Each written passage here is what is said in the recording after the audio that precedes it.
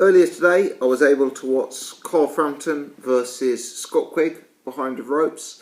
Let me start by saying I've really enjoyed the build-up to this fight. You know, these are two guys who we haven't necessarily seen as much of as some of the other fighters involved in the behind the ropes or the gloves are off series.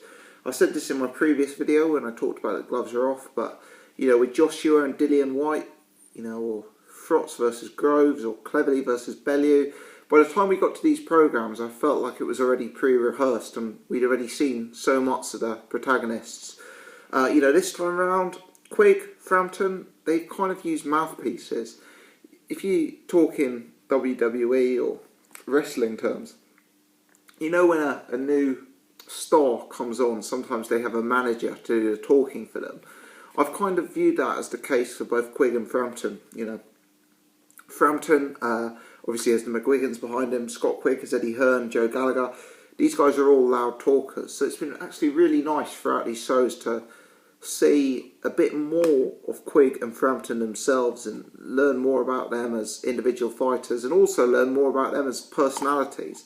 And I kind of feel that I've personally got more excited for this fight with the build-up of the gloves are off and behind the ropes, having bought into the guys as individuals as well.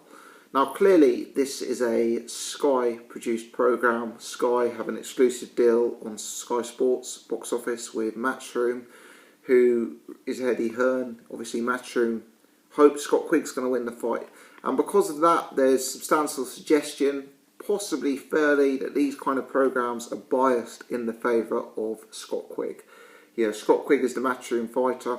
Frampton elected to part ways with Matchroom, in fact. So, you know, there is some suggestion that these programmes are always going to be biased about Scott Quigg.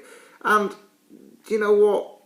Potentially you could see that in the editing for this behind the ropes. You know, Scott Quigg came on first before Frampton. It seemed to me he got slightly more airtime than Frampton.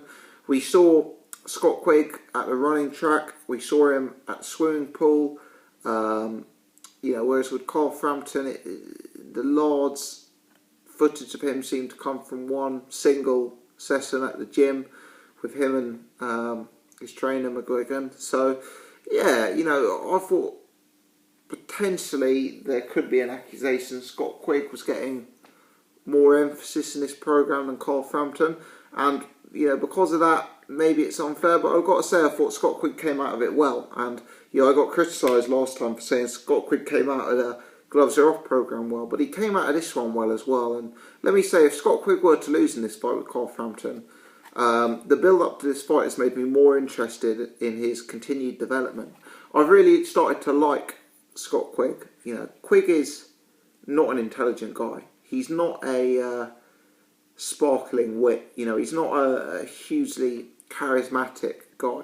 But throughout the course of these programmes, I've begun to develop a little bit of a soft spot for him and start to like him. You know, his dedication to the sport is obvious. You know, Frampton says his dedication to the sport is overstated, but you know, Scott Quigg is a seriously fit guy.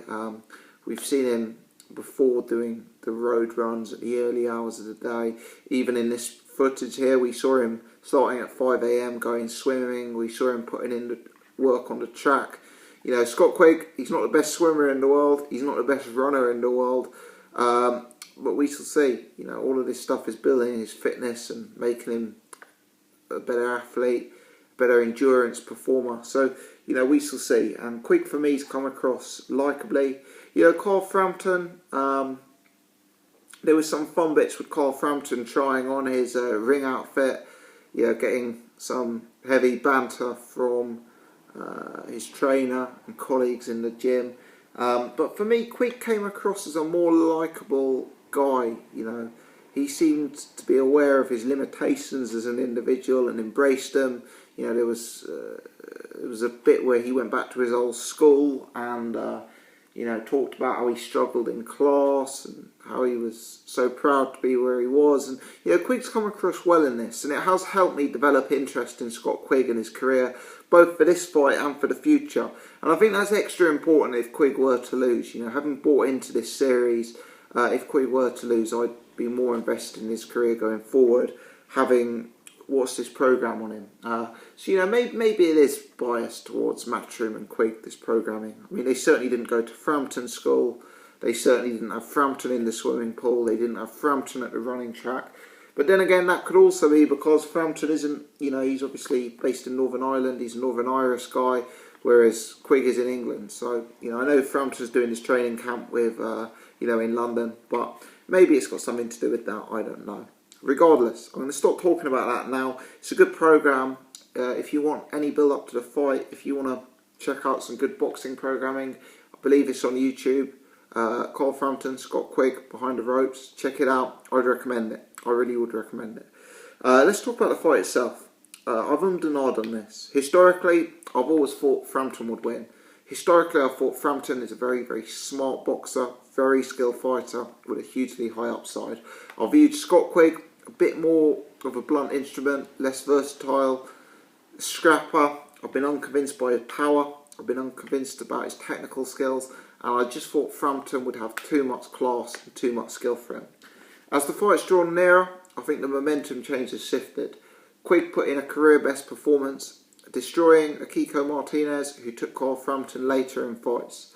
Carl Frampton himself has struggled against a lesser opponent in Gonzalez, got dropped twice, and showed that he is vulnerable, showed that he isn't the finished article, and that questions do remain about him.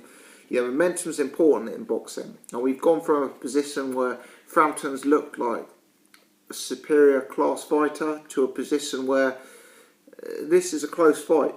And I've ummed and ahed over this a lot. I've changed my mind over this a lot.